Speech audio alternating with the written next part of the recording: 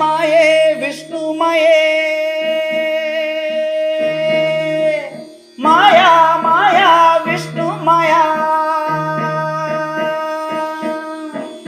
Sir, அடுத்ததா துலாம் ராசிக்காரர்களுக்கு என்ன மாதிரியான பலாபலன்களை கொடுக்க போகுது அப்படிங்கறத சோழி பிரசன்னம் மூலமா சொல்லுங்க சார். மாயன் மயம் ஆன்மீக அன்பர்களுக்கெல்லாம் 2026ஆம் ஆண்டுக்கான புத்தாண்டு நல் வாழ்த்துக்களை தெரிவித்துக் கொள்கின்றேன். கவலையற்று நிம்மதியான சந்தோஷம் தரக்கூடிய ஒரு ஆண்டாகத்தான் இந்த ஆண்டு அமைய வேண்டும் என்று நான் பிரார்த்தனை செய்கின்றேன். அதே விதம் பாத்தீங்கன்னா 2025ஆம் ஆண்டை பொறுத்த வரைக்கும் நிம்மதியை இழந்து தவித்த ஒரு ஆண்டாகத்தான் போய்விட்டது துலாம் ராசிக்கு. ஆனால் 2026ஆம் ஆண்டை பொறுத்த வரைக்கும் ஒரு நல்ல மாற்றம் தருமா, நிம்மதி தருமா, தொட்டது தொடங்குமா, கனவுகள் மெய்ப்படுமா என்று இயங்குவது இயற்கை தானே. அந்த வகையில 2026ஆம் ஆண்டை பொறுத்த வரைக்கும் துலாம் ராசி 2026ஆம் ஆண்டை பொறுத்த வரைக்கும் எண்கணித பிரகாரம் ஒண்ணுக்குரியவன் சூரியன், ஆத்மகாரகன் பிதுர்காரன் சொல்லக்கூடிய சூரியனுடைய ஆண்டாகத்தான் இந்த ஆண்டு வருகின்றது. அதே நேரம் பாத்தீங்கன்னா இந்த மார்கழி மாதத்தை பொறுத்த வரைக்கும் சூரியன் எப்போதும் தனுசு ராசியில தான் இருப்பாருங்க.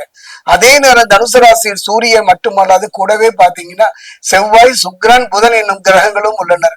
அதே நேரம் பாத்தீங்கன்னா வாக்கியப்படி பாத்தீங்கன்னா சனி கும்பராசியில், குரு வக்ரகதியில் மிதுன ராசியிலும், 2026 புது வருடத்தண்டு சந்திரன் தனது ரோஹி நட்சத்திரத்துல ரிஷப ராசியில உச்சமாக நிற்பது அற்புதமான ஒரு யோக பலனை தருமா என்பதை இப்ப நம்ம சோழி பிரசனத்துல பார்க்க போறோம். அதே நேரம் மாயன் மயனை நீங்க தொடர்ந்து சப்ஸ்கிரைப் பண்ணி ஆதரவு தருவீங்க, ஒரு நம்பிக்கை எனக்கு எப்போ உண்டு. பார்ப்போம். துலாம் ராசி பொறுத்த வரைக்கும் சித்திரை 3 நாள். துலாம் ராசியை பொறுத்த வரைக்கும் சுவாதி,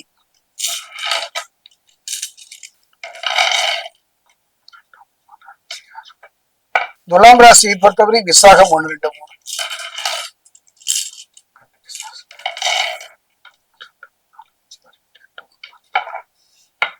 துலாம் ராசி அன்பர்களே, அற்புதமான சில யோக பலன்களை எல்லாம் உங்களுக்கு கிடைப்பதற்கான ஒரு நல்ல சந்தர்ப்ப சூழ்நிலை தான் அமைகிறது. எத்தனை நாள் தான் கஷ்டப்படுவீங்க, எத்தனை வேதனை அனுபவிப்பீர்கள், எத்தனை இழப்புகளை சந்திப்பீர்கள், எத்தனை துரோகத்தை எதிர்கொள்வீர்கள். கவலையே பட வேண்டாம்.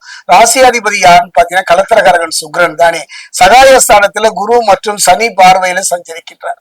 நல்ல ஒரு மாற்றம், கணவன் மனைவிக்குள்ள ஒரு புரிந்து கொள்ள ஒரு தன்மை, ஒருவருக்கு ஒரு அந்நியம், கால கடந்த திருமணம் நடைபெறுவதற்கான ஒரு யோக பலன் கிடைக்கும். அதே நேரம் கால கடந்து நல்ல மழை செல்லம் பெறுவதற்கான அடைவதற்கான அற்புதமான காலமாகத்தான் 2026ஆம் ஆண்டு துலாம் ராசிக்கு அமைகின்றது. அதே நேரம் நன்மை உண்டாகும் என்று ஒரே வார்த்தை நன்மை உண்டாகும். அந்த நன்மை எதனால? பிள்ளைகளால, கணவன் மனைவியினால, தொழிலால, வாழ்க்கையினால அந்த நன்மை பெறுவதற்கான ஒரு அற்புதமான ஒரு சூழ்நிலை தான் காரணம். ராசியாதிபதி கலத்திரகாரர்கள் சுக்கிரன் சகாயஸ்தானத்துல குரு மற்றும் சனி பார்வையினால சஞ்சரிக்கின்ற ஒரு காலம்.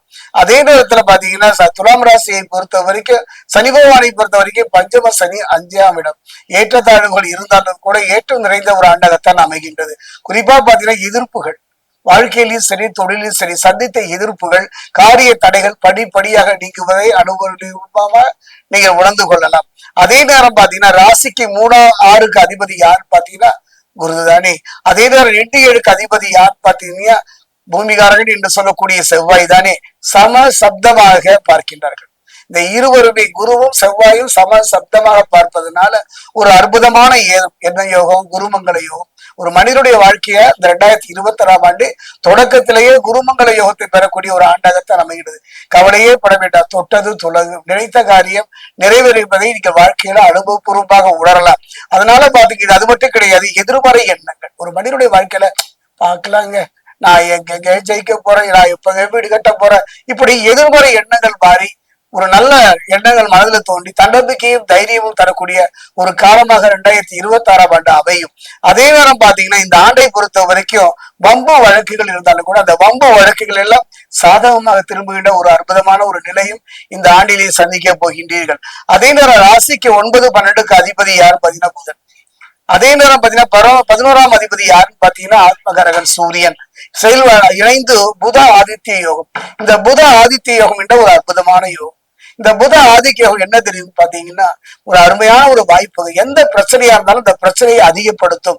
அந்த அதிகப்படுத்துகின்ற ஒரு தன்மையிலிருந்து மாறி பிரச்சனை இல்லாத நிம்மதி தரக்கூடிய ஒரு வாழ்வை அமைத்து தரும். ஒரு தொழில் செய்றீங்க, அதுல பிரச்சனையே தொடர்ந்து சந்திக்கிறீங்க. ஒரு நல்ல திருமண வாழ்வு அமையுது, அதுல தொடர்ந்து சிக்கலும் பிரச்சனையும் சந்திக்கிறீங்க. கவலையே பட வேண்டாம். பிரச்சனையும் சிக்கலும் குறைகின்ற ஒரு நல்ல யோக பதனை இந்த புத ஆதித்ய யோகம் தரும். அது மட்டும் கிடையாது, கருத்து வேறுபாடுகள் குறையும். அந்த கருத்து வேறுபாடுகள் முதலாளி தொழிலாளிக்கு மட்டுமல்ல, அரசு துறையில மட்டுமல்ல, கணவன் மனைவிக்கு மட்டுமல்ல, யாரெல்லாம் நெருங்கி பழகினீர்களோ அவர்களெல்லாம் உங்களுக்கு எதிரியாக இருப்பதை சந்தித்தீர்கள் அல்லவா? இனி அந்த கருத்து வேறுபாடுகள் மாறி ஒருவருக்குள்ள ஒரு அந்யோன்யம் ஏற்படும். ராசிக்கு லாபாதிபதி யாருன்னு பாத்தீங்கன்னா ஆத்மகாரகன் சூரியன். அதே நேரம் 3, 6ஆம் அதிபதி யாருன்னு பாத்தீங்கன்னா குருவின் பார்வையில பாத்தீங்கன்னா ஒரு அற்புதமான யோகம். நான் திரும்பவும் ஒரு முறை சொல்கின்றேன். அதாவது ராசிக்கு லாபாதிபதி, உங்க ராசிக்கு லாபாதிபதி யாருன்னு பாத்தீங்கன்னா ஆத்மகாரகன் சூரியன். அதே நேரம் 3, 6ஆம் அதிபதி யாருன்னு பாத்தீங்கன்னா குரு பகவான். இந்த 2 பேரும் இணைகின்றார்கள். இந்த இருவருடைய பார்வையில ஒரு அற்புதமான யோக பலன், அதுதான் சிவராஜ யோகம். இந்த ஆண்டில நீங்கள் பெறப்போகின்ற நற்பலன் அனைத்து சொல்வேன். நிம்மதி தரக்கூடிய ஆண்ட ஒரு மனிதன் தொழில வாழ்க்கையில போராடிக்கிட்டே இருக்கிறாங்க. அந்த நிலை மாறுமா மாறாதா என்று அவன் போராடுகின்றான். சிலர்கள்லாம் பாத்தீங்கன்னா கணவர் மனைவி பிரிந்து பிள்ளைகளை பிரிந்து இனி வாழ்வதில் அர்த்தமில்லை என்ற ஒரு நிலையை நோக்கியே தள்ளிவிடும்.